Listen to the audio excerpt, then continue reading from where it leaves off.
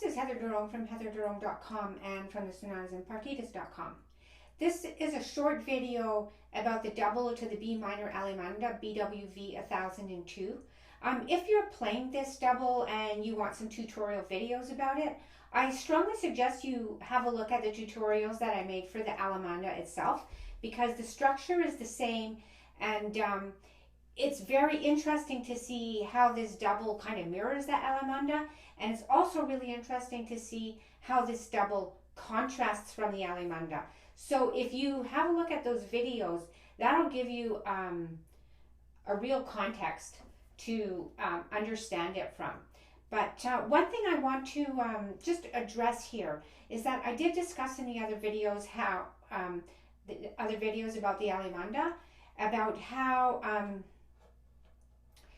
like in all the sonatas and partitas, the work as a whole, Bach opens it with a sonata, and that's based on church music, it's based on vocal music, and then there's the first partita, and that starts off like a French overture, which is, you know, sort of like the epitome of where you would find dance music in the French court, where there's pomp and ceremony, and you know, everything is just like rich and royal, and the French overture and that Allemanda just really embody that.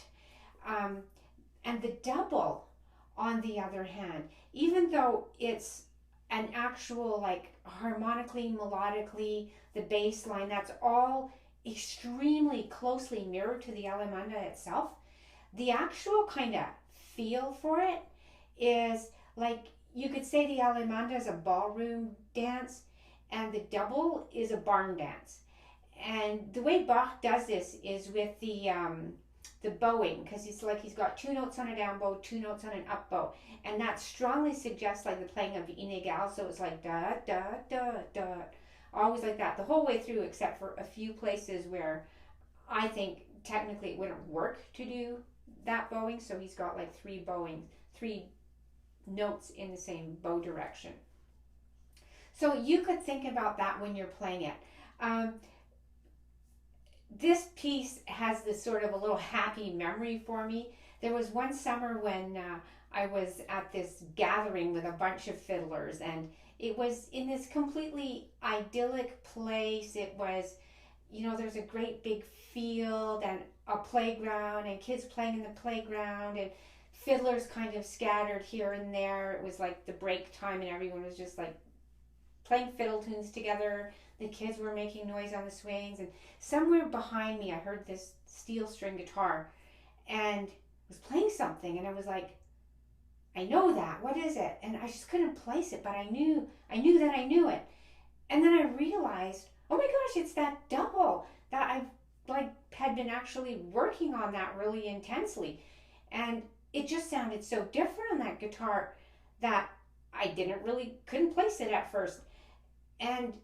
But the way he was playing it, like he was doing it all with a flat pick, which amazed me. I don't think I could ever pull that off. And he was just sitting there. He was so chill. Like, this was like the fiddler's world, and he was just playing this stuff that he probably played on his violin. And anyway, for me, that was just such an ear opener, because here I was being so serious and so studious and analyzing it all and getting it all figured out, and he was just doing it. And I just think that so encapsulates the feel of the double, and especially the feel of the double in contrast to the Allemanda. So I wanted to share that on this video.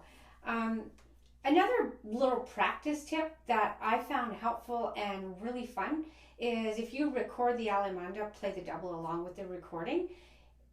It does open your ears to how both pieces work together, and then you can play the double and do the Allemanda along with it.